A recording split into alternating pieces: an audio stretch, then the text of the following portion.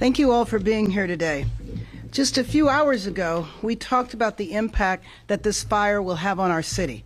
This press conference is to drill down on traffic changes so that Angelenos watching can have a sense of the changes, but also so that our partners in the media are able to communicate to those watching exactly what to expect. Our top line message is this: if you are driving through downtown, stay on the freeway and take the route around. If you need to come through downtown, our Department of Transportation General Manager will walk us through the best routes. As you plan, visit emergency.lacity.gov for updates. In addition to encouraging Angelenos to take important precautions, we are also hoping for downtown businesses to join us and lean in on work-from-home policies to help alleviate traffic. I know we've spent this time trying to encourage people to come back downtown, back into their offices, but while we are going through this crisis, we would like for employers who can have their staff work remotely to do so. Like I said earlier, this is an emergency. During the 1994 Northridge earthquake, Caltrans worked 24/7 to complete emergency repairs to the freeways, and this structural damage calls for the same level of urgency and effort. We will continue to provide updates as they come, and I encourage Angelenos to stay informed. So our strategy is three-pronged. Number one, ensuring that there is a plan for Angelenos who commute or live by this incident. Number two, working to get the 10 freeway up and running again as fast as possible. Number three, providing as much information as possible to ensure that our communities and commuters are well informed every step of the way. On Saturday, I directed all city departments to immediately plan for how to address increased traffic due to this closure to best mitigate the impact on Angelenos, and we will continue to urgently coordinate with our state partners to resolve this issue for not only the millions who use the freeways, but also to those who live and work in the surrounding areas. We are presenting today the first iteration, and as you can see behind me, we are closely watching the impact, and we will make adjustments as needed to ease the flow of traffic to the best of our ability. I want to assure Angelenos that we are working night and day to make the repairs necessary to restore the freeway. Again, please plan for delays and check for alternative routes. Traffic officers are on location to alleviate traffic impacts. Please heed traffic officers' instructions. Angelenos, we came together several months ago and everyone cooperated during the hurricane, and we had no loss of life. I need to call on all Angelenos again to come together. This is not going to be resolved in 1 or 2 days. We will keep everyone informed, but as we are learning the extent of the damage, we will keep you informed, but we need to stay together. And as you are informed, please cooperate with the instructions that you are given. Thank you, and we'll continue to provide you updates. You can go to emergency.lacity.gov. Now I'd like to introduce our General Manager for the Department of Transportation, Laura Rubio Conejo. Thank you, Mayor. Good afternoon. My name is Laura Rubio Cornejo, General Manager for the Los Angeles Department of Transportation. You are joining us today from our Advanced Transportation Systems and Coordination Center, otherwise known as ATSAC, where LADOT traffic engineers are actively monitoring the impacts of the closure on the 10 freeway in downtown Los Angeles. As you can see, our teams have access to real-time intelligence and data of traffic impacts and can adjust our traffic signals to meet the demands and keep our city moving. Nevertheless, the major closure will impact travel times, and Angelenos should prepare and plan ahead in advance of next or this coming week's commute. First, if traveling in or around downtown LA, your best option is to travel by public transit, particularly Metro Rail, which allows you to avoid the impacts of the closure entirely. You can plan a trip by using Metro Trip Planner at metro.net. If you are driving and your route requires you to pass downtown LA, as the mayor indicated, please stay on the freeway. There are other routes that you can use, including the 5, the 101, and the 110 freeways to circumvent the closure. The route is detailed over my shoulder. If your destination is in downtown and you need to access surface streets, for example, if you are a parent taking a child to any of the 6 public or private schools in the impacted area, our engineers have developed a detour map to ensure people can access their destination.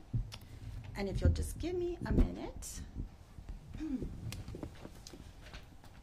So, to reiterate, for those traveling from the east on the 10 freeway, your first and primary exit should be to exit here in the 7th Street area. If I could just go this way. Can you take a step back? Sure. Let me zoom back out. Okay? So if you're traveling from the east, your first and goal should be to exit at 7th Street. If for whatever reason you miss this exit, your last point to exit will be down here at Mateo and Santa Fe Avenue. Okay. If you are traveling from the west, please consider taking the 110 before you get into downtown to access other downtown streets. However, should you miss that interchange, you can also exit. Your last point of exit will be at Alameda, right here. Okay. On surface streets with impacted areas, we will have positioned traffic officers to provide direction to motorists and have implemented limited direction-based closures to minimize traffic impacts. We have arranged to have 18 traffic officers near the impacted schools between the hours of 7 to 9 a.m. and 2 to 4 p.m. In addition to those 18 traffic officers, we will have an additional 10 traffic officers throughout the immediate impacted area, and we are able to bring in additional resources as needed. LAPD will also be providing us with additional support in the event that it is needed. Working in coordination with the engineers here at ATSAC Center, we will continually adjust and deploy field resources to support the repair and construction teams from Caltrans and respond to traffic conditions in real time. This effort relies upon the cooperation of all Angelenos. I repeat, if you can take the train, please do so. As the mayor indicated, if you are able to work remotely, please do so as well. But if you do need to drive, please plan ahead. Know your route, avoid the impacted area if possible, drive safely, and be mindful of those around you, traffic officers, other motorists, pedestrians, and cyclists. Thank you. At this point, I would like to introduce Secretary of Transportation, Toks Omishakin. Thank you, our General Manager. Again, Toks Omishakin, California's Transportation Secretary. As has been stated already, this briefing is particularly about traffic and the detours that we think we're going to be expecting and that we're planning throughout the region, throughout the city. But I think before I get into a little bit of the detail, and you hear some more from our Caltrans team as well, before I get into some of the details of that detour, as the General Manager just explained, I want to say that this challenge on the I-10 is the #1 priority for the governor. If you were at the briefing earlier, he's asked for a 24/7 operation from all state agencies involved in any kind of way, from CAL FIRE to Caltrans to CHP. It's an all-hands-on-deck approach. That's the expectation from the governor, and he's committed to that with the mayor as well. So just to be clear on that. And before I share just a little bit more about traffic, let me just say a little bit about, again, how we got to this point this evening. And some of this detail you know a little bit already. Again, due to the November 11th early morning fire that caused damage to the freeway columns and bridge deck on the Interstate 10, just south of downtown Los Angeles, the freeway remains fully closed between Alameda Street and the East LA interchange. The goal is to open as quickly as possible and safely as possible this freeway. Our structural engineers need to assess the integrity of the bridge columns and also assess fully the deck underneath the bridge.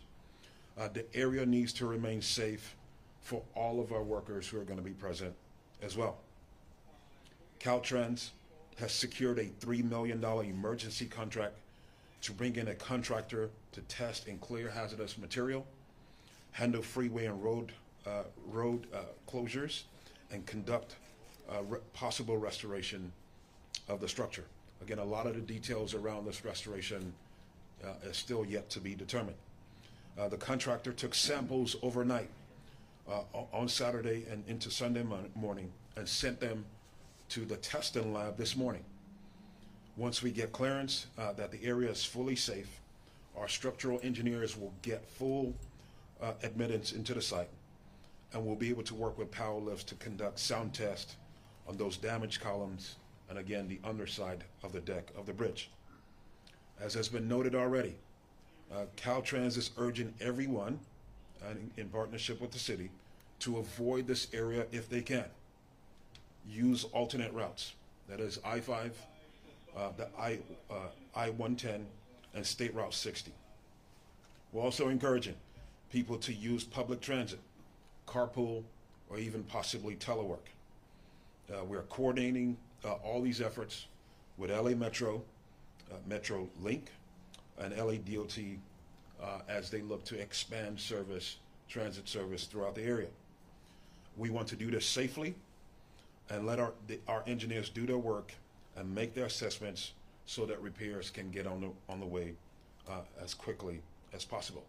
Now to the specifics on the detour, again, similar to what the general manager just mentioned. Motorists on northbound I-5 and State Route 60 should continue to northbound US 101 and then south on I-110 to return westbound on I-10. All this information, by the way, you will be able to get online. The mayor noted several websites or social media that you can visit to get this specific information. But before you travel, please make sure you pay attention to that and get that information. Motorists westbound on I-10 will take the northbound to US 101 to southbound on I-10 to return to westbound I-10. And motorists on eastbound on I-10 should take the northbound I-110 to southbound US 101 to continue eastbound on I-10 and on the eastbound State Route 60 and southbound on I-5. Caltrans is also coordinating, as has been mentioned already, all these efforts with the city on directional signage and signal timing for traffic exiting freeways and local streets. Again, we appreciate everyone's patience as we look to address this situation. It's evolving over the next several hours as the investigation is completed, hazmat work is done, and structural engineers get full access to do a full examination of the impact to the structure. And until then, will we be able to give you detailed information about how long the repair is going to take, how much it's going to cost. All that is yet to come. We will be coordinating. The governor will be coordinating all of that with Mayor Bass. But in the meantime, detours and traffic is our focus as the Monday morning commute looks to kick off. Look forward to some possible questions. Up next, a very important person that's going to be engaged in this effort to get the bridge back in order, John, one of our deputy construction managers here in District 7. John? Thank you, Secretary Tokes and Mayor. My name is John Yang. I'm the Deputy District Director for Construction in District 7. As Secretary alluded, we have a situation on Interstate 10 that we're gonna close between Interstate 110 to East LA Interchange, both directions. And the reason we do that is because we want the motorists stay on the state highway system and without flooding the unnecessary local streets to create more congestion on the streets that's really not related to this closure. And we have also TMC. As you see, this is ASAC from City of LA. Our Los Angeles Regional Transportation Management Center is also monitoring our regional network. And we are going to assess the current strategy, working with Metro and also City of LA, trying to find out and fine-tune the current situation. We're going to monitor our traffic 24/7 while the work is going on in the field to restore these freeway lanes back to the traveling public. So rest assured, we're working day and night, and we'll reach our goal to provide you the lanes back. At this time, we cannot tell you how long it's going to take because we just got the initial report.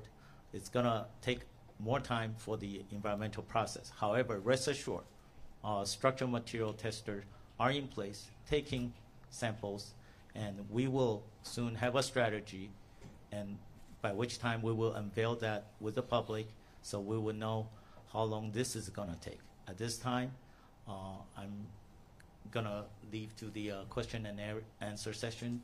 And Mayor? Oh, I'm sorry. Next is LAUSD Superintendent Alberto Carvalho. Sorry about that. That's okay. Thank you very much. Good afternoon, everyone. I want to begin by expressing my sincere gratitude to the leadership of our mayor, Mayor Bass, and state and local entities for the very aggressive and effective communication that has been established between the city and LAUSD. Since early this morning, the mayor and I have spoken and have devised plans to alleviate what no doubt will be some potential delays associated with school transportation tomorrow, or certainly our own workforce reporting to their work sites. We're going to try to provide students with a degree of normalcy, not only educationally speaking, but a lot of our students, due to their socioeconomic conditions, depend on the breakfast and lunch and enrichment activities that we provide as a school system. So it is our first priority to maintain all schools open. So that's the first point. All schools will be open tomorrow, independently of the seriousness of this incident and the repercussions it has caused. With that said, we have identified a number of schools that we believe will be significantly impacted as a result of the I-10 closure at the interchange. Those are 9th Street Elementary, 20th Street Elementary, Metropolitan Continuation High School, Inner City Arts, Para los Niños Charter. But that's not all. We transport in excess of 40,000 students every single day, particularly students with disabilities and those who attend magnet schools. So you may have students who live in different areas whose bus route ordinarily will travel through the area that's currently closed. Certainly students who live in Boyle Heights and would be transported to Hamilton High School will be impacted. Or conversely, anyone who lives west of the incident trying to get to Bravo Medical Magnet School, those will be impacted. So we expect some degree of delay impacting a significant number of students throughout the day tomorrow and over the next days or perhaps weeks, depending on the pace of repair to the freeway. We have sent robotic communications in a multitude of languages to all of our parents and our entire workforce, particularly targeting our school bus drivers, who are by and large represented by SEIU 99, to ensure that they are aware of the difficulties getting to the bus depots, but also the necessary detours that they will be taking to get children to school on time and safely. I want to thank also the city for the additional deployment of traffic enforcement entities around the schools most likely impacted. Again, we expect a reasonably normal school day tomorrow, impacted by the possibility of some delays getting to school, but then also leaving school. For any information, 1-800-LA-BUSES, 1-800-LA-BUSES. Any one of your questions may be addressed. Me siento muy agradecido al liderazgo de nuestra alcaldesa, la señora Bass, y las entidades municipales por la comunicación que han establecido con nosotros en el Sistema Unificado de Los Ángeles. Mañana esperamos un día escolar normal, pero impactado por este incidente. Sin duda, vamos a ver algunos atrasos en nuestros autobuses escolares. Sentimos muy agradecidos a la alcaldesa por la presencia de entidades de la ley para proteger a nuestros niños, principalmente en las escuelas más impactadas debido a este incidente. Nos hemos comunicado no solamente con nuestros conductores de autobuses escolares, con nuestros padres de familia, explicándoles que mañana será posible que los niños van a experimentar algunos atrasos en sus transportes escolares debido a este incidente. Vamos a continuar a trabajar para minimizar los impactos debido a este incidente. So once again, I want to thank Mayor Bass, not only for your leadership, but also your partnership with our school system. Thank you very much. Let me bring up our CEO from Metro, Stephanie Wiggins.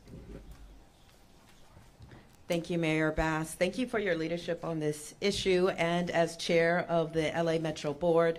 Also want to thank Secretary Omashakin. Caltrans has been a partner with Metro, and I even got the call yesterday morning early from Caltrans leadership about the impact of this closure. There are 3 points I want to make in sharing Metro's perspective and getting information out to the community about how they can avoid the closure. That is to plan ahead, share the ride, and we have a commitment to real-time updates. So planning ahead, Metro, and our service in particular, we will continue to provide both bus and rail service for those who need to get to downtown LA or through downtown LA. At this point, there's only one bus line that we anticipate on Detour, that's line 66. We have significant amount of rail service.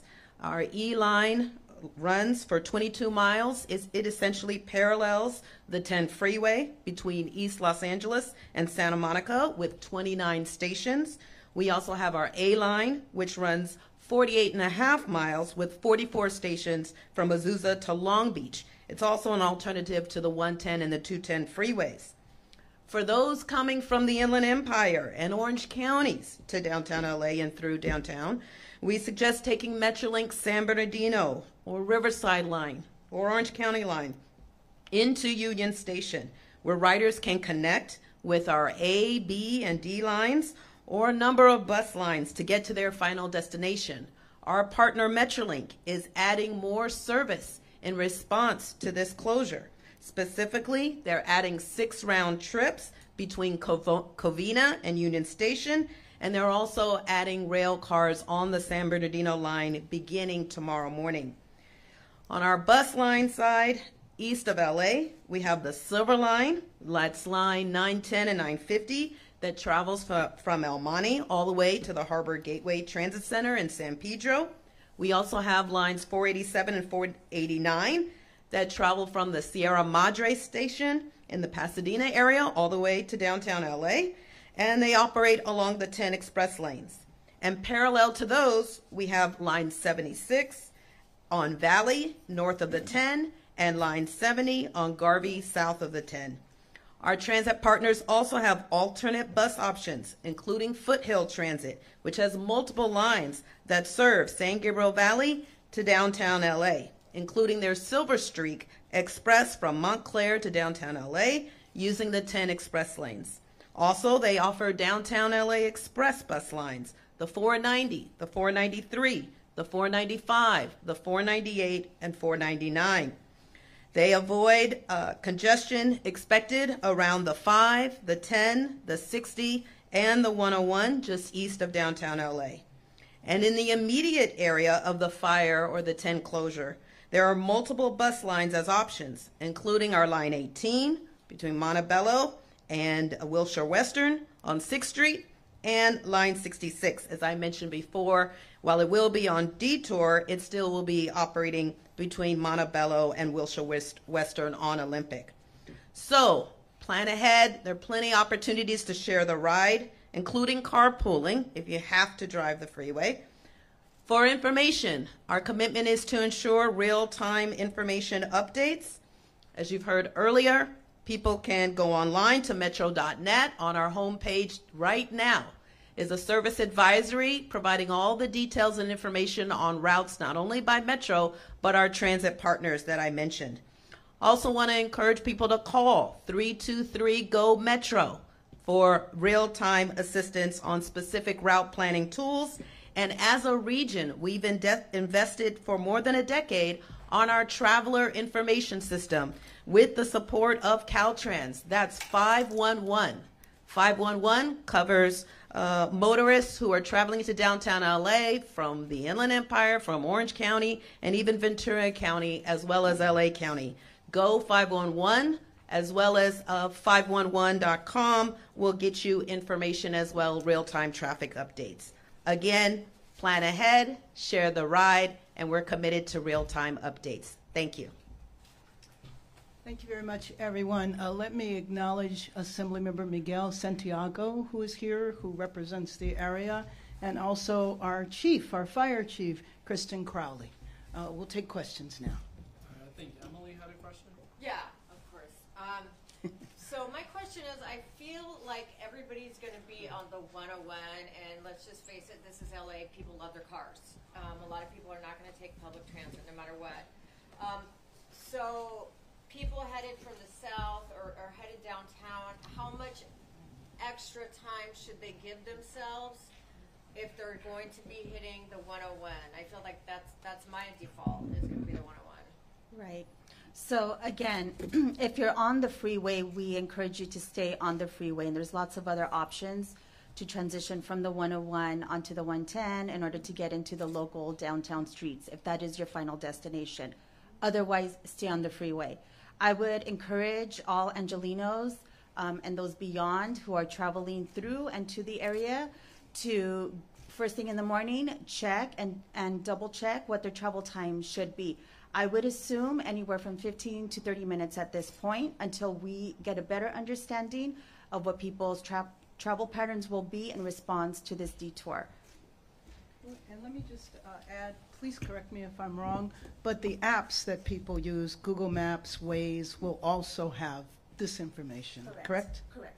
So you should have an estimation of your travel time. And KNX. And KNX, of course. Joy from KCAL. Yeah, that's me. Sorry, I'm Joy. Hi. I just had a question. Where are we, and this may be better for the chief, where are we as far as the investigation as to what caused the fire? Did it start in the pallet and spread to the cars under, or start in the cars and spread to the pallet, or what are you thinking at this point? Sure. So just an update. It's an active investigation. The LAFD came in early. Obviously, we handled and mitigated the emergency right there and then. Took us a number of hours. But with that, now that's an active investigation with arson investigators. We have partnered, and now we are stepping away from that point, and now it's a lead from CAL FIRE arson investigators. So we have taken a supportive role because it is on state property. We have liaisoned with them. They're moving forward with their investigation actively and aggressively. They should have an update from the state side tomorrow morning. That's what they've been sharing with us, and at that point, we should have some more information for you. Just to follow up, I'm hearing from people in the neighborhood that there may have been a homeless encampment nearby. One, was everybody okay from that? Could that have been a cause for the fire? I know 2 years ago we had one down on Santa Fe, another pallet fire. That one was started by a homeless encampment. Are you aware of any of that information? Just what I can share at this point is we did not have any patients that were generated from this large incident. And as for any of the encampments in that area, we do not have any direct correlation at this point as to if that's where it did start or didn't. Again, we're going to have to stand by and wait for the active investigation to be completed, and we'll share that information with you as soon as we can. Do we know why all those cars were under there? Is it a parking lot, or does anyone know? Look, to your first question about timing to figure out the next steps here. Thank you, Mayor. At some point tomorrow morning, we will find out from the State Fire Marshal, which is a part of CAL FIRE. We will find out from them the details of what they found out from this investigation. But the investigation will be completed in the morning. That doesn't necessarily, I need to be clear about that. It doesn't necessarily mean that early in the morning you will get a full report out on all the details of this investigation. That means that investigation will be complete. We will be informed. All the state agencies, the mayor as well, will be kept in the loop. So at some point tomorrow morning, we'll have a little bit more clarity on the investigation. As far as the cars under our right-of-way, I'm sure, as you know by now, we leased out this property to an entity, and they, from what we're hearing so far, this property was possibly subleased as well. So whose vehicles are those actually, who they belong to? We still don't know that information. It's possibly the person that the entity that we leased it to, or some of the sublease tenants that were on site. But we don't have that information yet. We will provide a full report on actions related to that right away as soon as that becomes available. Yeah, thank you. Any other? Let me just say also, you referenced the encampment. Right now, we believe there are about 16 people, unhoused people that were there, and we have housed everybody. 16 that were living directly under the freeway or nearby? Well, nearby, because it was really across the street. And again, let me just reiterate what our chief said, which is right now, there's no correlation between the unhoused individuals and the fire. Any other? They're okay. Yes, they're fine. Any other final questions? Let me just say that we do plan to have an additional press conference in the morning to keep you updated on routes. And again, I would just appeal to Angelenos. This is going to be a minute. It's not going to be a day or so. And we need to stick together to be as informed as possible and then to cooperate. We know that about 300,000 people drive through that route on those freeways every day. So that's why it's going to take massive cooperation for us to get through this, but we can. Thank you. I actually have one more question. Is this the busiest intersection, or not intersection? Is this one of the busiest freeway stretches in LA? Because it seems to be. Yeah, and I'm not sure if LA DOT can add a little bit to this, but this segments of the 110 throughout California, as you know, this is an east-west corridor. This goes all the way out east. But some sections of the I-10 corridor in California have been ranked in the top 10 in the entire country as far as busiest freeways in America. So this is a very busy route. As the mayor's noted, the governor mentioned early on today, 300,000 vehicles. This is undoubtedly one of the busiest freeways in California as well, because it hits that top 10 radar for the nation. And this interchange in particular, this section, you don't know where it ranks? We don't have the specifics. Okay, you want to add something to that? Sure. So this is one of the busiest, as the secretary has indicated. It connects Angelenos coming from the east to the west and vice versa. The East Los Angeles interchange is a critical interchange for those coming from the east, and similarly from the west connecting into downtown. While we don't know where it ranks in terms of kind of statewide or nationwide, it is critical to the health of the city and movement of the city. So we really ask that Angelenos be mindful, plan ahead, take transit if you're able to, and double check your travel times and just be patient. Be patient and be kind when you're on the road.